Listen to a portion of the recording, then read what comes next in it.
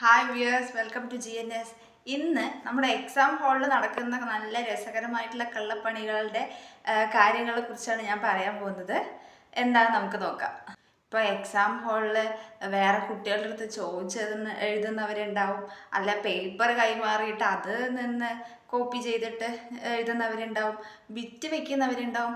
അങ്ങനെ ഇപ്പോൾ നമ്മൾ പഠിക്കാൻ നമ്മൾ ടെക്നോളജി യൂസ് ചെയ്തില്ലെങ്കിൽ കൂടി ഇങ്ങനെയുള്ള കാര്യങ്ങൾക്കൊക്കെ നല്ല ടെക്നോളജി യൂസ് ചെയ്യാനും നല്ല ക്രിയേറ്റിവിറ്റിയോടുകൂടി ചെയ്യാനും നല്ല ഇതുള്ള ആൾക്കാരാണ് ഇപ്പോൾ കൂടുതലായിട്ടും ഉള്ളത്. ഇങ്ങനെയൊക്കെ ചെയ്യുന്നത് നമുക്ക് എന്തൊക്കെ പ്രശ്നങ്ങൾ ഉണ്ടാക്കും എന്നുള്ളതിനെ കുറിച്ചാണ് ഇന്നത്തെ വീഡിയോയിൽ പറയുന്നത്. ഫസ്റ്റ് ഓഫ് ഓൾ എന്താണെന്ന് വെച്ചാൽ, ഇത് ഏറ്റവും കൂടുതൽ നമുക്ക് മെൻ്റൽ പ്രഷർ അല്ലെങ്കിൽ ടെൻഷൻ തരുന്ന ഒരു പരിപാടിയാണ്. ഇങ്ങനെ എന്തെങ്കിലും നമ്മൾ പല പ്രാക്ടീസസിൽ ഏർപ്പെടുമ്പോൾ ഉണ്ടാവുക.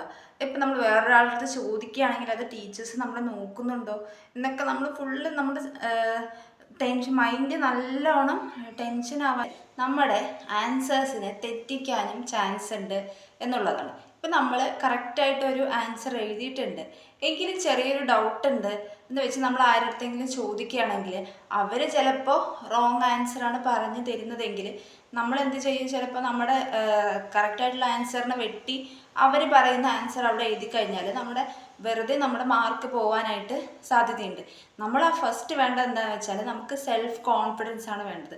നമ്മൾ എഴുതിയ ആൻസറിൽ നമുക്ക് പൂർണ്ണ വിശ്വാസമാണ് വേണ്ടത്. ഇപ്പം നമ്മുടെ ശരി ഉത്തരത്തെ നമ്മൾ വിശ്വസിക്കാതെ വേറെ കുട്ടി പറഞ്ഞു തരുന്ന എന്താണോ അത് കറക്റ്റാണ് എന്ന് വിചാരിക്കേണ്ട കാര്യമില്ല. നമ്മുടെ ആൻസറിൽ നമുക്ക് കംപ്ലീറ്റ് ആയിട്ട് കോൺഫിഡൻസ് ആദ്യം വേണം എന്നുള്ളതാണ്.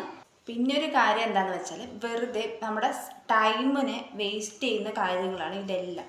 അപ്പം നമ്മൾ എക്സാം എഴുതുന്ന സമയത്ത് ഓരോ ടൈമും അത് നല്ലോണം വിലപ്പെട്ടതാണ്. ഓരോ സെക്കൻഡ് പോലും നമുക്ക് എക്സാം ടൈമിൽ കളയാനായിട്ട് ഇല്ല. കറക്റ്റായിട്ട് നമ്മൾ ടൈം മാനേജ്മെൻറ്റിനെ കുറിച്ച് ഞാൻ ഒരു വീഡിയോ ചെയ്യുന്നുണ്ട്, അത് നോക്കിക്കഴിഞ്ഞാലായിട്ട് അറിയാനായിട്ട് പറ്റും. അപ്പോൾ നമ്മൾ ഓരോ ടൈമും നമ്മൾ ഇതിന് വേണ്ടിയിട്ടൊന്നും വേസ്റ്റ് ചെയ്യേണ്ട കാര്യമില്ല. നമ്മൾ ഉള്ള ടൈമിൽ നമ്മൾ കൃത്യമായി നമ്മൾ പഠിച്ച കാര്യങ്ങൾ പ്രസൻറ്റ് ചെയ്യുക, നല്ല രീതിയിൽ പ്രസൻറ്റ് ചെയ്യാനായിട്ട് നോക്കുക. അല്ലാതെ ഇങ്ങനെയുള്ള കുറേ മാൽ പ്രാക്ടീസസിൽ ഏർപ്പെട്ടിട്ട് വെറുതെ കുറേ ടൈം നമുക്ക് അറിയുന്ന ആൻസേഴ്സ് എഴുതാൻ പോലും നമുക്ക് സമയമില്ലാതായിട്ട് വരും ഇങ്ങനെയുള്ള കാര്യങ്ങളൊക്കെ ചെയ്യുന്ന സമയത്ത്. ഇനിയിപ്പോൾ ഇങ്ങനെ വല്ല പരിപാടി നമ്മൾ ഒപ്പിക്കുന്ന സമയത്ത് അത് ടീച്ചേഴ്സ് പിടിച്ചു കഴിഞ്ഞാലുള്ള അവസ്ഥയൊന്ന് ആലോചിച്ച് നോക്കുക. അപ്പോൾ നമ്മൾ അതിന് ശേഷം, അപ്പോൾ നമ്മൾ ഫസ്റ്റ് എക്സാമിനോ മറ്റെയാണ് ഇത് പിടിക്കുന്നതെങ്കിൽ ബാക്കി കംപ്ലീറ്റ് എക്സാമിന് നമ്മൾക്കുള്ള ഒരു കോൺഫിഡൻസും കംപ്ലീറ്റ് എല്ലാം നമ്മുടെ പോവും. പിന്നെ നമുക്ക് എക്സാം എഴുതാനായിട്ട് സാധിക്കുകയില്ല. നമ്മുടെ മൈൻഡ് ഫുള്ളായിട്ട് നമുക്കൊരു ഷെയിം പോലെ ആയിക്കഴിഞ്ഞാൽ പിന്നെ നമ്മുടെ മൈൻഡിൽ നമ്മൾ പഠിച്ച കാര്യങ്ങൾ പോലും ഓർമ്മ വരാതായിപ്പോവും.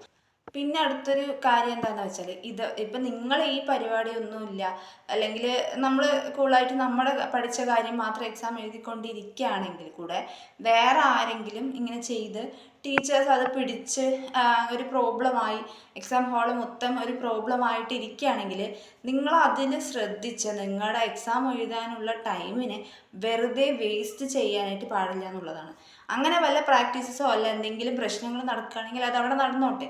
നമ്മൾ ഒരു സെക്കൻഡ് പോലും വേസ്റ്റ് ചെയ്യാതെ നമ്മൾ കംപ്ലീറ്റ് നമ്മുടെ ശ്രദ്ധ മുഴുവൻ നമ്മൾ എഴുതുന്ന എക്സാമിൽ മാത്രമായിരിക്കണം. എക്സാമിന് നമ്മൾ കംപ്ലീറ്റ് ആയിട്ട് പെർഫെക്റ്റ് ആയിട്ട് പ്രിപ്പയർ ആയിട്ടില്ല എന്നുള്ളൊരു ടെൻഷൻ ഉള്ളവർ ഇങ്ങനെയുള്ള പരിപാടിക്കൊന്നും നിൽക്കാതെ നമ്മൾ പഠിച്ച കാര്യങ്ങൾ, നമ്മൾക്കിപ്പോൾ എത്രത്തോളമാണോ നമ്മൾ പഠിച്ചത് അതിൽ കോൺഫിഡൻ്റ് ആയിട്ട് നിൽക്കുക. ആ പഠിച്ച കാര്യങ്ങൾ നല്ല രീതിയിൽ പ്രസൻറ്റ് ചെയ്യാനായിട്ട് നോക്കുക. അത് മാത്രം ചെയ്താൽ മതി. അല്ലാതെ നമ്മൾക്ക് ഇങ്ങനെ കിട്ടുന്ന മാർക്ക് കൊണ്ട് നമുക്ക് ഒരു ഇത് നേടാൻ പോകുന്നില്ല. അങ്ങനെ കിട്ടുന്ന മാർക്ക് ശരിക്കും നമുക്കൊരു അർഹതപ്പെട്ട മാർക്കായിരിക്കില്ല. നമ്മൾ പഠിച്ചിട്ട് എക്സാം എഴുതി നമ്മുടെ ലെവൽ എന്താണ് അത് വെച്ചിട്ട് നമുക്കുള്ള ഇത് വെച്ചിട്ട് വൃത്തിയായിട്ട് എക്സാം എഴുതാൻ നോക്കുക. അല്ലാതെ വെറുതെ ആവശ്യമില്ലാത്ത ടെൻഷനും ആവശ്യമില്ലാത്ത പരിപാടിക്കും നമ്മൾ ഈ സമയത്ത് നിൽക്കാതിരിക്കുന്നതായിരിക്കും ഏറ്റവും നല്ലത്. ഈ വീഡിയോ ഇഷ്ടപ്പെട്ടിട്ടുണ്ടെങ്കിൽ എല്ലാവരും ലൈക്ക് ചെയ്യുക, ഷെയർ ചെയ്യുക, സബ്സ്ക്രൈബ് ചെയ്യാത്തവർ സബ്സ്ക്രൈബ് ചെയ്യുക. So thank you for watching.